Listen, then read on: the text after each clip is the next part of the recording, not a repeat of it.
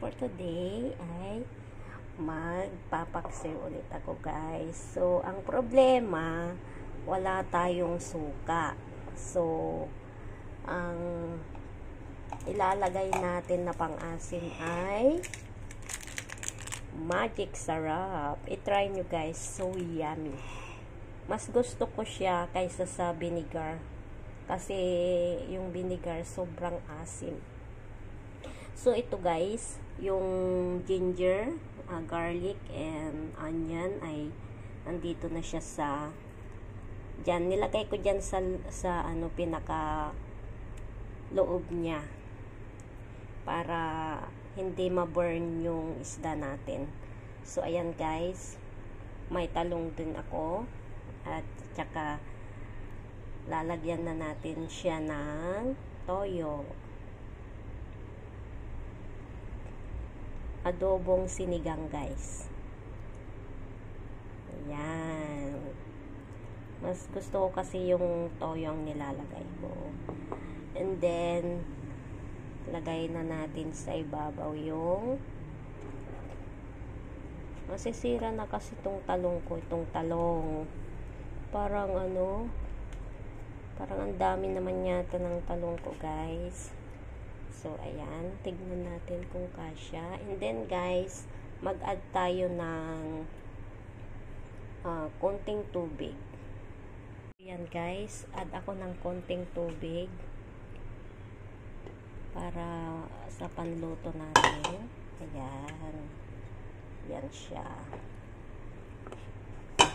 Depende kung gusto nyo ay maraming sabaw o yung medyo ano lang siya.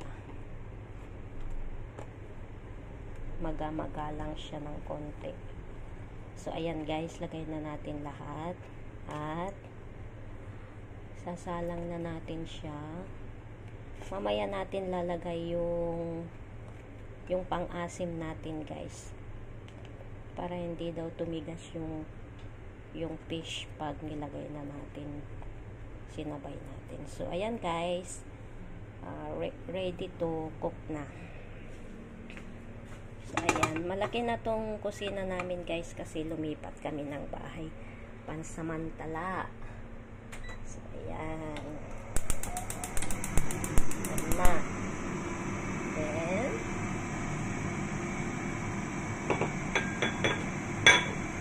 takpan muna natin siya. Sakto yung ano, sakto yung lutuan natin. So, ayan, guys, mamaya na lang lutuin muna natin siya and then i-add na natin yung magic sarap. Guys, paluto na siya. So, i-low fire na natin siya. Then, add na natin yung pagpaasim na magic sarap.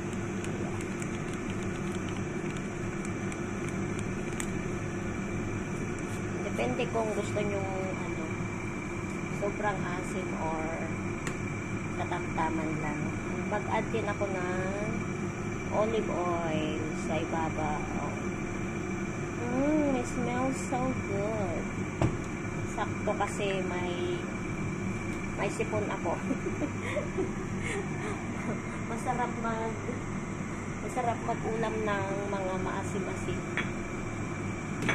Kasi syempre wala tayong ganang kumain. So, lutuin lang natin ng konti yung talong tapos okay na siya. So, ayan, guys.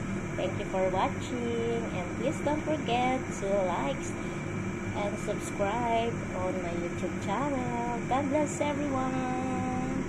Bye-bye. At manunood na ako ng It's Showtime na. Ito na yung finished product ng aking paksiw or sinigang na dalunggong. So, ayan, guys. At ako'y kakain na. Bye, guys.